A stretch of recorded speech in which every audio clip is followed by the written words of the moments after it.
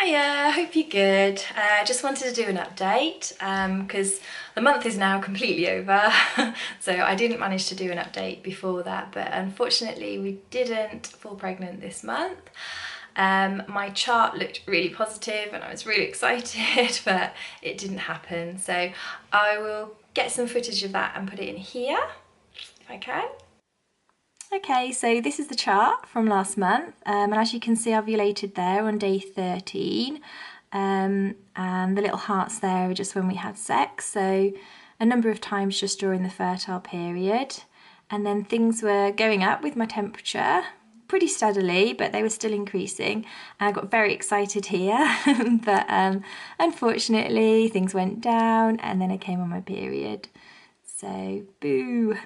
And then if I show you the previous month, because my cover line's been adjusted now because I've had a couple of cycles using the app, it does not look very healthy at all. So although it's saying I'm ovulated there, I'm really not convinced, or if I did, it was not a healthy one because my temperatures haven't really increased. So I was getting a bit worried about progesterone levels. I suppose it's just something that I need to be aware of. Now that I'm 38, things kind of change, don't they? So yeah, I'll just need to keep tracking my periods, my ovulation and stuff, and well, my cycle, and just see if those patterns continue to be like this rather than like this. And then this is the cycle that I'm on at the moment. So yeah, things are all under the cover line, so it's looking good. Okay. But yeah, I was really gutted. I got a bit upset actually after this one because it's the last time that we're going to try until May, because if we're going away at Christmas and I didn't want a baby in December or January, so it was kind of like, oh, I was hinging quite a lot on getting pregnant, but yeah, it wasn't to be. And there's also this thing as well, like between my first two, there's a 3.5-year-old age gap, and I really wanted the age gap to be shorter, kind of, you know, when you plan something, and in my head I was like, oh, we'll have them closer together between 2 and 3, and it's now worked out that it's going to be a lot longer. It's going to be at least 4 years between number 2 and number 3, so it's a bit of a shame, but in a way it's kind of, I'm trying to see it as a positive thing because it means I've got more time with the 2 boys that I've already got, and especially more time with Felix when he's really little that I didn't quite have with Finley because of being pregnant and then having another baby. So trying to think of the positives from the situation. We're going to use the next, well, I've decided that we're going to use the next couple of months before we're trying again. It's, what are we, in March now, and we're starting again in May, sorry, to just sort of focus on diet and fertility health and stuff like that. I'm pretty good with diet at the moment because, well, I kind of have to be. When I was 19, I was diagnosed with Crohn's disease, and I've also got borderline bile salt malabsorption. So I had part of my bowel taken out just over 10 years ago now. So I'm really careful about what I eat, what I put in my body and stuff like that, because I self-manage everything. None of it's done kind of through hospitals or tablets or anything like that, apart from B12 injections, which I have to get because I don't absorb that. But anyway, so yeah, my diet's pretty good. We eat a vegetarian diet, and I try and kind of make sure it's got all the different food groups in it and stuff. But I think there's always more that you can do, and I've been reading up on kind of the best things for fertility as well. So let me find it here. I think I took some quick notes. So yeah, I was reading about this coenzyme Q10 is key for cell energy, and it's something that you start to have less with age. So I thought I would try this supplement. So it's ubiquinol, which is the reduced form of it. So yeah, I've just decided to introduce that. I already take multivitamins every day anyway, and I've bought some Wellman vitamins for my husband to take, so he's having those, and they've already got the CoQ10 in them, which is good, so I haven't had to buy anything extra. I already take omega-3 as well, but I've got some tablets for my husband to take, so he's going to be taking them every day. Just looking on here, what else? I was reading stuff about flax and chia, and pumpkin seeds were quite good for fertility as well. And also, so I've got some pumpkin seed butter, so we'll see what that's like. And I sprinkle pumpkin seeds on stuff anyway because I really like them. And brown rice. I do already in my shakes every day add some rice protein anyway, so that's good.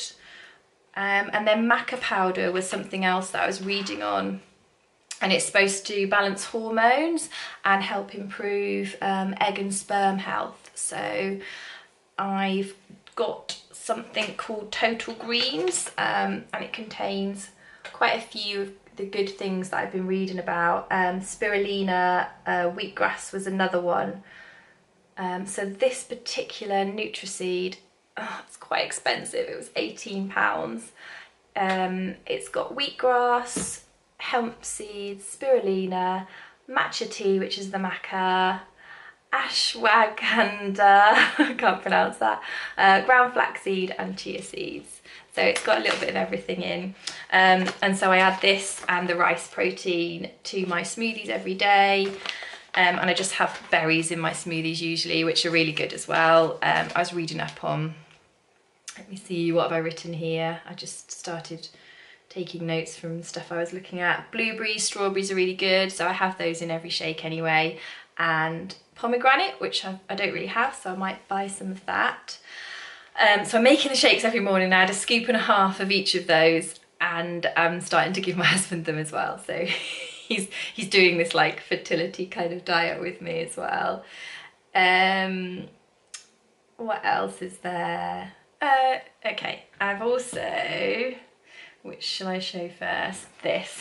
So yeah, just thinking about kind of checking on like fertility health in the next couple of months, because we're not trying. I feel like I want to do something to benefit it. So I got my husband, which he wasn't too impressed with, to do this sperm SwimCount test, which looks at sperm quality.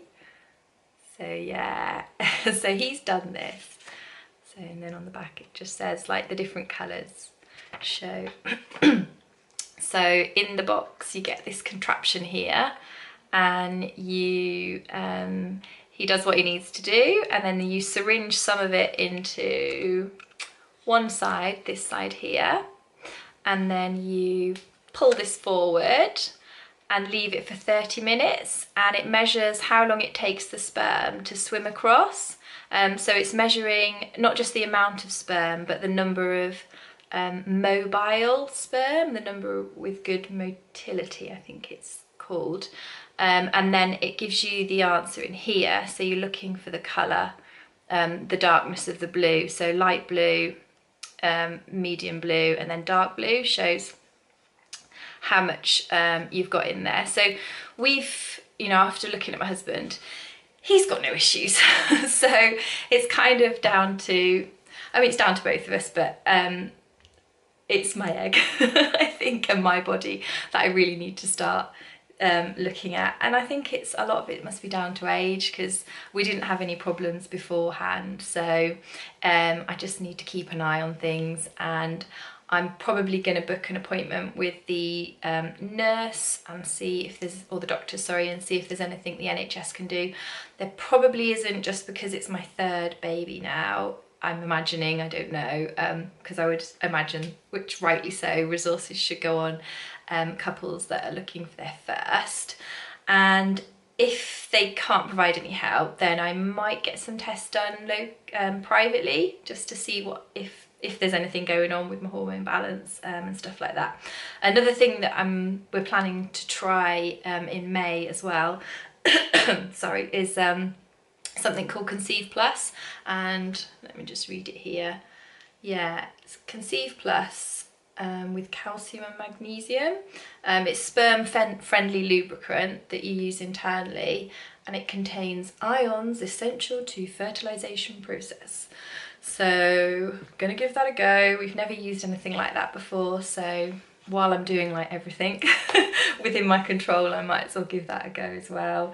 I also got this bag of ovulation strips and stuff, and the digital ones as well from a friend of a friend because she, I assume, had got pregnant, so didn't need them anymore. So I've got lots of things that I can track, and I'm going to carry on just tracking my period and when I ovulate and stuff like that, and just making sure we're in the best of health for when we start trying. So yeah, that's about it really. Just going to keep myself busy. My sister, I found out she's pregnant, so I'm still really interested in making cloth nappies, and specifically for her as well. She showed a little bit of an interest when I was napping my two, and yeah, still really into my bags. So I might do a stash of my Jujubee and Tokidoki bags. So take care, and yeah, I'll update soon. Cheers, bye.